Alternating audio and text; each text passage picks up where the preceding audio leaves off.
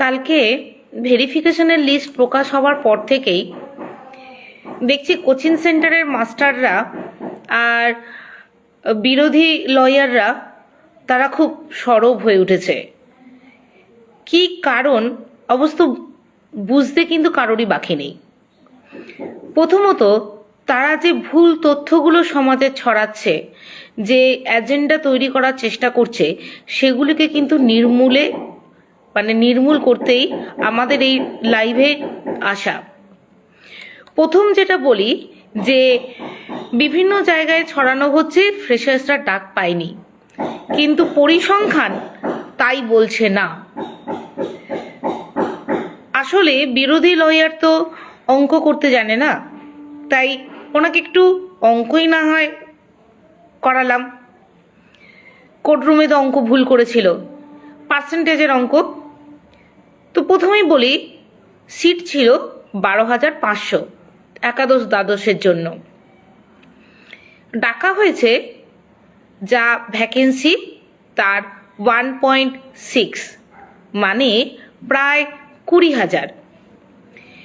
এই 20,000-এর মধ্যে total freshers যারা ডাক পেয়েছে, লিস্ট পাবলিশ হয়েছে, তো সেখান থেকেই খুঁজে আমরা দেখেছি প্রায় 10,000 জন ফ্রেশার্স ডাক পেয়েছে। পার্সেন্টেজ করলে হয় 10,000 গুণিতক 100 বাই 20,000। এগুলো কিন্তু সব প্রায়, তার মানে প্রায় 50%। বুঝতে পারলেন তো? আবার অঙ্ক কিন্তু ভুল করবেন না, লাইন বাই লাইন বলে দিলাম। 10,000 গুণিতক 100 বাই 20,000, তার মানে 50% ফ্রেশার্স ডাক পেয়েছে। তাহলে মিথ্যে রটনা, মিথ্যা সমাজকে বলে আবার একটা জলঘোলা ষড়যন্ত্র তৈরি করেছেন। কথায় আছে না, মানে ভোটে না লড়তে পারি কোর্টে লড়ছি। একটা কথা আমরা ভেবে পেলাম না, বিরোধিতা কাদের সাথে করছেন? সাধারণ মানুষদের সাথে, আমাদের লাশের ওপর দিয়ে।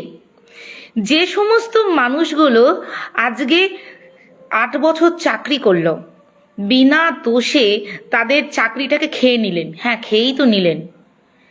আপনাদের একটা কেসের কথা মনে করিয়ে দিই।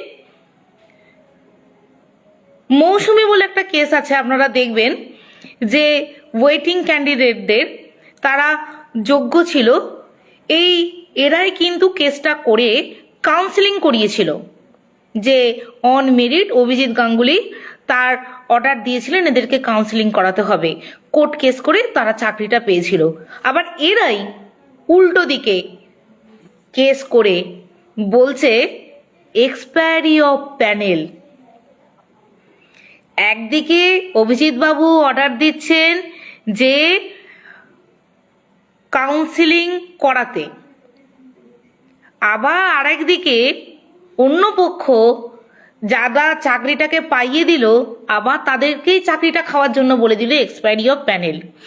এই কথাগুলো আসলে অনেকে জানে না বলেই ভুল চিন্তা ভাবনাগুলো তাদের মাথার মধ্যে বসানো আছে।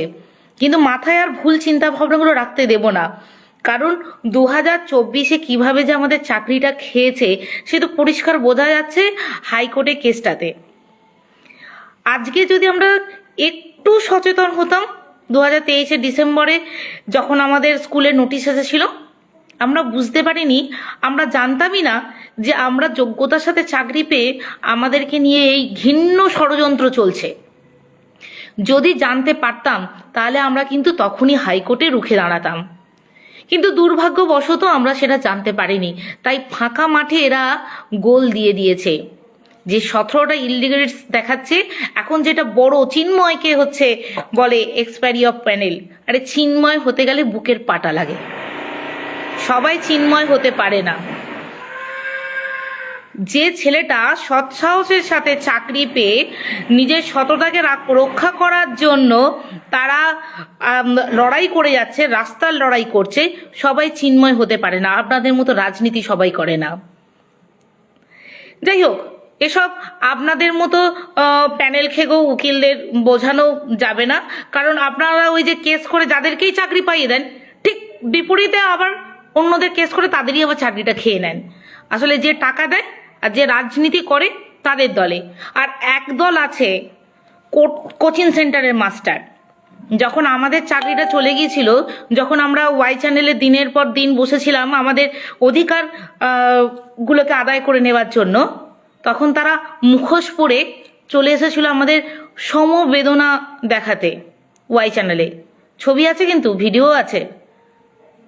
ভুলে যাবেন না যে আপনি ছিলেন না, আপনারা ছিলেন না সেটা বলতে পারবেন। তাহলে মানে ভাবেন যে কখন কোন গুরুটার দিকে যাব, এই গুরুটা হিষ্টপুষ্ট না ওই গুরুটা হিষ্টপুষ্ট, মানে এই দিকের রাজনীতিটা করব না ওই দিকের রাজনীতিটা করব, আর নাকি কোচিং সেন্টার একটু প্রমোশন দেব। দাদাবাবু কাকাবাবু একটু তো সচেতন হবেন। তখন তো প্রুফ দিয়ে গেছেন যে আমাদের ওয়াই চ্যানেলে এসে আমাদেরকে সাপোর্ট করেছেন। আজকে হঠাৎ করে কি হলো? তখন তো আমাদের অধিকারের জন্য গলা লড়ছিলেন, গলা ছড়িয়েছিলেন, আমাদের সাথে অন্যায় হয়েছে। আজকে হঠাৎ করে ভোল পাল্টে দিলেন। আর এই ওয়ে মানে তো কেউ আমাদের নাম্বারটা পাইয়ে দেয়নি। আমাদেরও তো 60-এ 60, 60-এ 58 তারা পেয়েছে। আচ্ছা, একবারও বলেছেন ইন সার্ভিস 8 বছর চাকরি করেছে, ওএমআরে 58 পেয়েছে, তাও ভেরিফিকেশনে ডাক পায়নি? একবারও বলেছেন এডুকেশনে সিট কমেছে, 8 বছর চাকরি করেছে, এডুকেশনে কতজন ইন সার্ভিস ডাক পায়নি?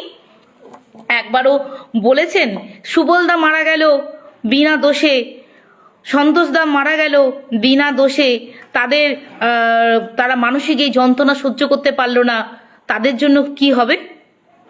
তাদের কথা ভেবেছেন? সুতরাং আপনারা সমাজের মানুষই নয়, আপনারা সমাজের কোনো ভালো করতে, কারোর ভালো করতে আসেননি, শুধু ভুল বুঝিয়ে রাজনীতি করতে এসেছেন আর মানুষকে ঠকাতে এসেছেন। আর যারা আপনাদের কথায় ঠকছে তারা জানেই না আপনারা যাদের হয়ে চাকরিটা পাইয়ে দেবেন, ঠিক পরক্ষণে আবার উল্টো দিকে গেম খেলে তাদের চাকরিটা খেয়ে নেবেন। আসলে আপনাদের তো সিন্ডিকেট রাজ চলছে, আর তার সাথে কিছু কোচিং সেন্টারের মাস্টাররা এসে জুটেছে তাদের প্রমোশনের জন্য। আমরা সব হারিয়ে রাস্তায়। এটা ভুলে যাবেন না যে আমাদের পরিস্থিতি অনেকের থেকে খারাপ। একটা 8 বছর চাকরি করার পর বিনা দোষে যখন প্যানেলটা ক্যান্সেল হয়েছিল না, যখন নতুন করে পরীক্ষা দিতে হয়েছিল, ওই পরীক্ষার হলে সবার কিন্তু মাথা ঠিক থাকেনি, সবাই কিন্তু নিজের বেস্ট দিতে পারেনি। যারা ছিটকে গেল তাদের কথা একবারও কেউ ভাবছে না। নোংরা রাজনীতি করতে হলে সাধারণ মানুষের জীবন নিয়ে রাজনীতি করবেন না। এটাতে আপনার কোনো কিছু ভালো হবে না, আপনার বা আপনার দলের কোনোদিনই ভালো হবে না, 0 থেকে মাইনাসও হয়ে যেতে পারেন। রাজনীতি রাজার নীতি, ঠিক আছে? যে রাজা হয়, যে জনগণকে দেখে। আর যদি বলেন, অনেকেই বলবেন চটি চাটা, তারপরে তৃণমূলের দালাল, অনেক কথাই তো বলছেন। তো একটা কথা বলুন তো, সরকার বিরোধী আমরা কেন হতে যাব? আমরা হব আমাদের অধিকারের জন্য, আমরা কারোর বিরোধী নয়, না কোর্টের, না সরকারের, না কারোর। আমরা লড়াই করেছি আমাদের অধিকারের জন্য। আমাদের অধিকার যে দেবে, আমরা কোর্টে গিয়েও জোর গলায় বলেছিলাম আমরা আনটেন্টেড, আমাদেরকে সুবিচার দেওয়া হোক। কোর্ট শোনেনি। আমরা সরকারের কাছে গিয়ে বলেছিলাম আমাদেরকে সুবিচার দেওয়া হোক, সরকারও কি শুনেছে? আমরা তো কোনোদিন চাইনি যে আমরা ফ্রেশার্সদের সাথে পরীক্ষা দেব। ডে 1 থেকে আমরা এই নোটিফিকেশনের বিরোধিতা করে এসেছি, ডে 1 থেকে এই নোটিফিকেশনের আন্দোলন করে এসেছি, ডে 1 থেকে আমরা এই নোটিফিকেশনের বিরুদ্ধে আইনি লড়াই লড়ে এসেছি। তখন কোথায়? অনেক তো বলছেন, অনেক কিছু বলছেন, একে চটি চাটা, ওকে দালাল, ও টেন্টেড। নিজেরা কি? নিজেদের দিকে তাকিয়ে দেখুন, ব্যক্তিত্বটা আগে নিজের ফুটে তুলুক। যাই হোক, এত জ্ঞান আপনাদেরকে দিয়ে লাভ নেই, আপনাদের জ্ঞানের চোখ খুলবে না, কারণ সাধারণ মানুষের জীবন নিয়ে আপনাদের কিছু যায় আসে না।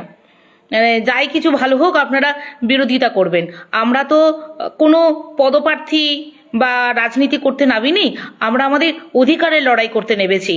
এই অধিকারের লড়াইতে যে সামনে আসবে, যে মানে যে কেউ যে সামনে আসবে সেই কিন্তু উড়ে যাবে, সেই উড়ে যাবে। কারণ এই গেজেট আমরা অলরেডি চ্যালেঞ্জ করে আমরা সুপ্রিম কোর্টে চলে গিয়েছিলাম। সুপ্রিম কোর্টের বিচারপতি আমাদের বলেছেন, না, আমি একটার পরীক্ষায় কথা বলেছি, আমি ফ্রেশ সিলেকশন কথা বলেছি, সুতরাং আমাদেরকে সবার সাথে পরীক্ষা দিতে হয়েছে। ইভেন আমাদেরকে বলা হয়েছিল মিড নাইট ফুয়েল বার্ন করে প্রিপারেশান নেওয়া হোক। আমরা তো কেউ নাম্বার কম পাইনি। 8 বছর অভিজ্ঞতাটা কি এমনি এমনি উড়ে এলো নাকি, মানে হাওয়ায় ভেসে এলো? সেই অভিজ্ঞতাটা অর্জন করতে হয়। আমি ফ্রেশার্স, তোমাদের সাথে আমাদের কিছু নেই ভাই। আমরা বরাবর চেয়েছিলাম তোমরা ফ্রেশার্সরা আলাদা পরীক্ষা দাও, আমরা ইন সার্ভিসরা আলাদা পরীক্ষা দিই, কিন্তু সেটা কারোর মাথায় আসেনি। আজকে আমাদের ডক্টরেট পাওয়া ছেলে মেয়ে তারা পর্যন্ত ডাক পায়নি। এক সময় তারা 50-তে 50 পেয়েছে। তাদের কথাও চিন্তা করো, সমাজে কিন্তু তারাও মানুষ। ওই একজন 60-এ 60 পেয়েছে, আরে বাবা 60-এ 60 তো ওএমআর, তাহলে 60-এ 60 10-এ 10 এক্সপিরিয়েন্সটা কি অর্জন করতে হয় না? যেমন এডুকেশন কোয়ালিফিকেশন অর্জন করতে হয়, সেরকম এক্সপিরিয়েন্সও অর্জন করতে হয়। বিনা দোষে চাকরি গেছে আমাদের, এটা সুপ্রিম কোর্টও জানে। সুপ্রিম কোর্ট আমাদের রিভিউ যে অর্ডার হয়েছে তাতে লিখেছে এই অর্ডারে তাদের হার্ট বার্ন হচ্ছে। ইংলিশ পড়তে জানো তো? ইংলিশ পড়ে নিও। আর যদি ইংলিশ পড়তে না জানো, এখন খুব সহজ, চ্যাটজিপিতে বাংলা করে দেখে নিও। যাই হোক, এত বুঝিয়ে আপনাদেরকে লাভ নেই। চারদিকে যে মিথ্যে চলছে, একটা প্রথমেই আমার ভিডিওতে আমি একটা অঙ্ক শিখিয়ে দিয়েছি, যে লয়ার অঙ্ক পারে না তার জন্য শিখিয়ে দিয়েছি। আবার রিওয়াইন্ড করে করে শিখে নেবেন অঙ্কটা কিভাবে হয়। 50%, প্রায় 50% ডাক পেয়েছে ফ্রেশার্স, ঠিক আছে? সুতরাং লড়াই টক করে হয়েছে।